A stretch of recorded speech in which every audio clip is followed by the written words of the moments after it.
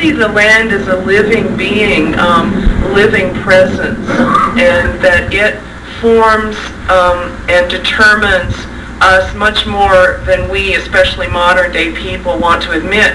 But run out of water, Albuquerque, run out of water, Tucson, and see how quickly the land or the landscape will dictate. I'm glad that you see that in ceremony, because I wanted that so much to be. That was one of the things that when I was because I'm such an avid reader of American and world literature, that's what I wanted to add to it, to say, look, don't underestimate, the presence and the power and the influence of land. And of course, the short story storyteller, the land is a character very much in that short story.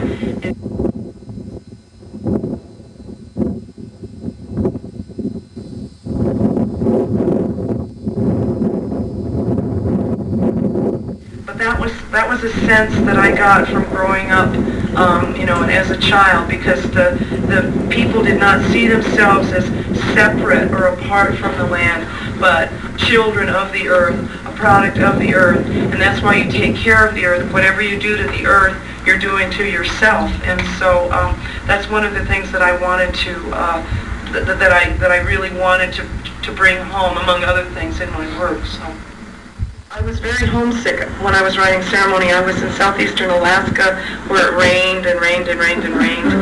The first year I was there, it rained 190 inches. And before I went up there, I had been living in Chinle, Arizona, where it rained about 13 inches a year. And so I was so homesick, and the weather and everything, that when I was writing ceremony, I was trying to go home again. So I was literally with language rebuilding that whole Laguna Acoma area, on along old Route 66, and while I was writing, I was no longer in that rainy, dark place in the north.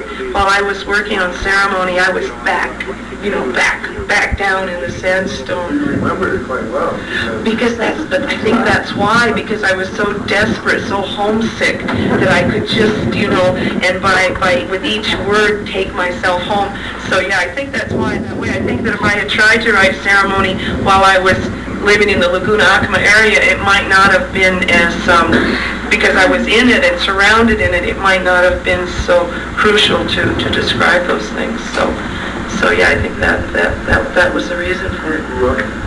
Yeah, I grew up, I went to Laguna Day School, and so I grew up in that area, and used to go up old Route 66, and some of my cousins had come back from, they were good people and good men, but they had come back from World War II or Korea, and they just were not the same.